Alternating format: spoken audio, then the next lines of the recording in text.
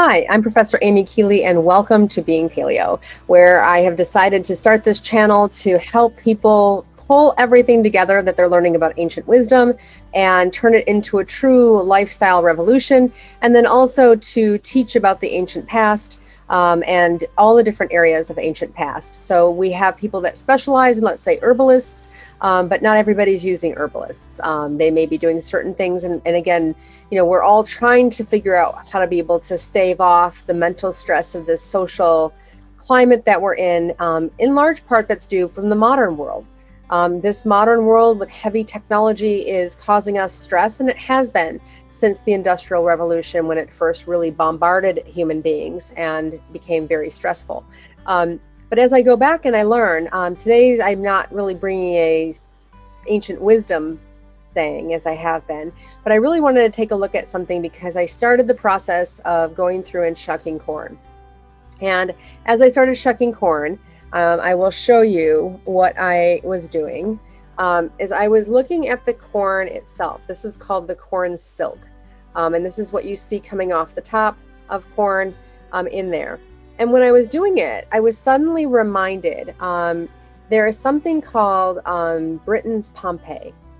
And Britain's Pompeii talks about how they were able to find an old roundhouse that had burned down. And because it was in the peat bog, it was saved. The information that was in there, it was saved. And what they found in there, and many different things, but one was an ancient fabric that was woven as tightly as denim or as canvas. And that's what denim is canvas. If you know the story of Levi Strauss, which I'll share that eventually too.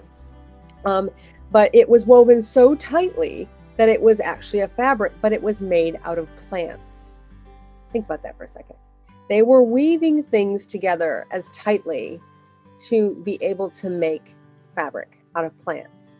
So when I say that ancient humans were incredibly smart, they were also weaving at a level that, not mass production like we do now, but at a level that took care of their tribe or their clan. I also watched another on the Mayans and how the Mayans would traverse through the mountains in the Andes, and also how they lived their lives with whatever they were doing. And they were taking, and I'll just show you what they were doing and what the video was showing, and I'm obviously not doing it to their level, but they had taken it and were twining it together like this, and then braiding multiple cords of the twine together and making cord out of it. Very, very strong cord that you could put between two mountains and create a walkway that you would walk over 100-foot canyon by taking these fibers and weaving them together and making them very strong. And so when I looked at this corn husk, I was looking at the silk. I was looking at the fact that you'd have to get through it very quickly because even from last night, it's starting to dry out a bit. But I could totally braid this right now and create and layer it even so that I'm layering. So while it's only this big, if I staggered it and braided it together, I could make it longer, although it would be thinner. But this could be used in hair as a hair braid. This could be used for clothing, to be able to make some type of clothing. This could be used for twine. And yet everybody who shucks corn or eats corn, or the places that put your corn in a can, because they've done this work for you to make it easier for you to buy a can, which, by the way, you're paying for them shucking it. Whereas if you just went out and pulled the leaves off, which is what the shucking corn is you pull the leaves down and then break the stem off, you pay for that. Every time someone touches something, you pay more money for it.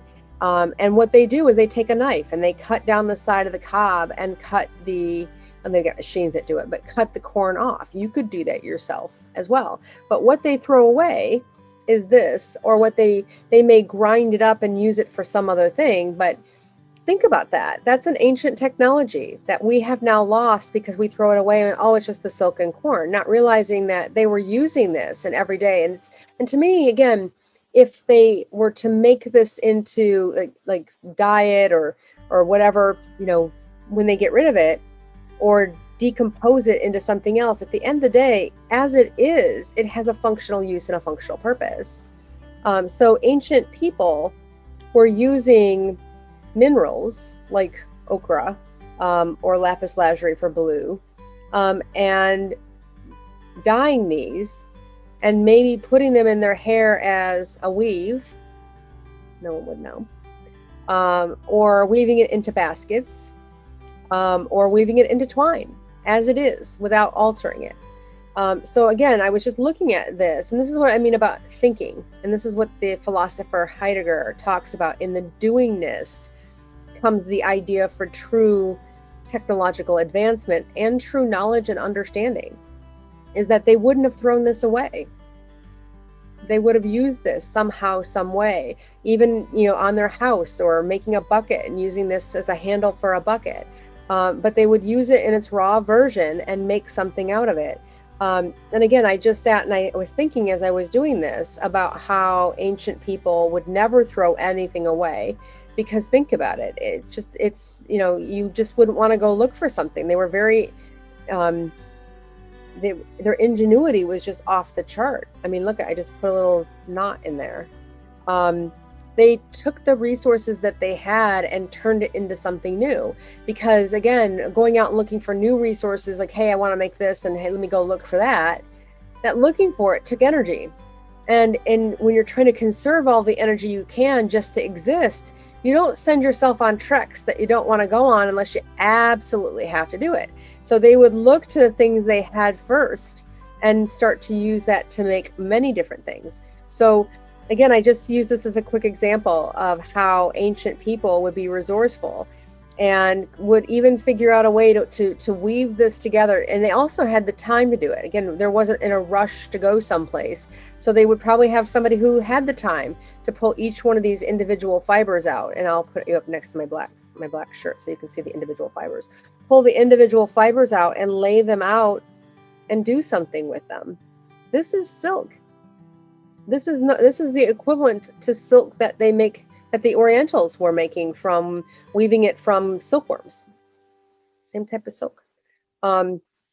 Just, you wouldn't hear of, oh, somebody made a silk shirt out of corn husks, but they should be.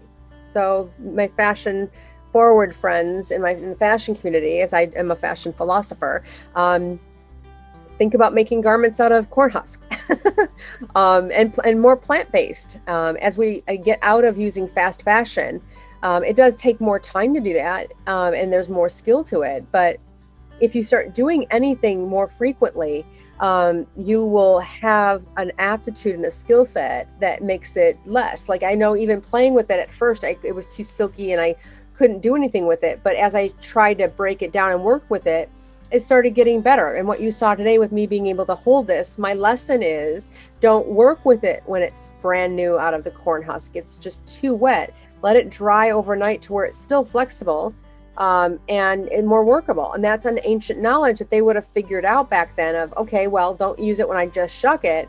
But maybe I let it sit and they dry these out for a day. And then they have a mass number of people that would come in with the skill set of weaving these into whatever is needed. And that's the ancient technology that, of using corn husks for other things. So, again, I was just, thinking as I did it.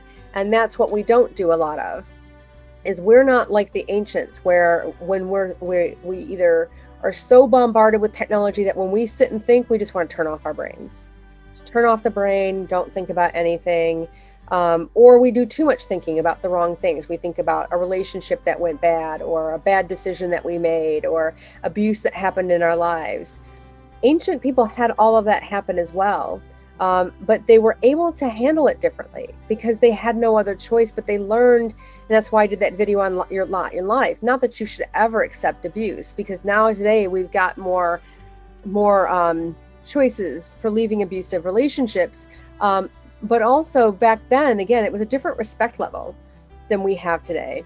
people are disposable today as much as as throwing out a cup. So people don't respect people as much as they used to, because they know with what 8 billion people on this planet, I'll go find a new friend. Well, back then, when your tribe was maybe 50 people, you needed all 50 people to survive. So there was a different respect level that happened back then. And that's why everybody had their place and everybody had their skills that they contributed to the tribe. And if you were a good basket maker, or you had figured out how to weave this silk into robes or whatever, it can be done. It just takes time. So there's a ancient wisdom that I'm presupposing, and I'll go do a little bit more research and show you some pictures I will quote right now. When you hear my voice speaking, you'll know that I've gone out and done some research of people who have used these ancient techniques of weaving plant fibers into garments or rugs or whatnot, or twining them, and it's a real thing.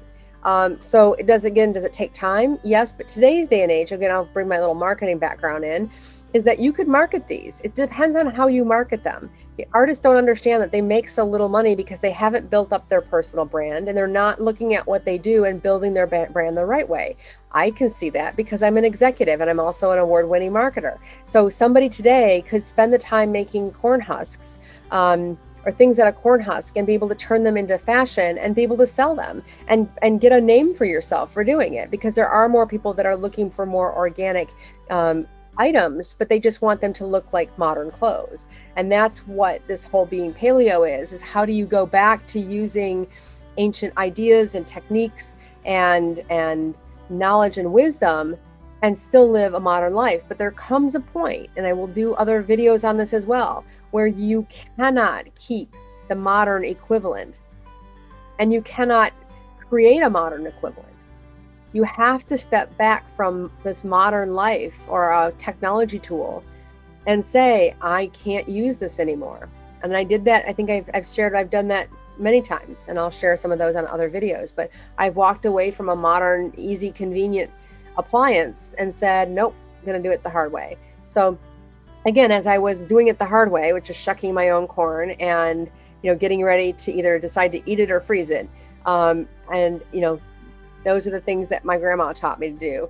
And what I will do another video on is there's a lot of people who do canning, and I do want to talk about the canning process, but in a different way. A lot of people will just tell you the function of canning and show you videos of them canning, which have absolutely incredibly valuable. I watched them last night to remind myself of how to do the canning process. But I want to talk about what canning meant as we go through discussing what the process is, and go back further than what we know to look at ancient food storage practices back then as well. So again, just wanted to share my little corn husk story. I thought it was kind of neat as I was looking at it, and I'm still going to try to figure out how to do something with that corn husk. So anyway, thank you for listening, and have a great day being paleo.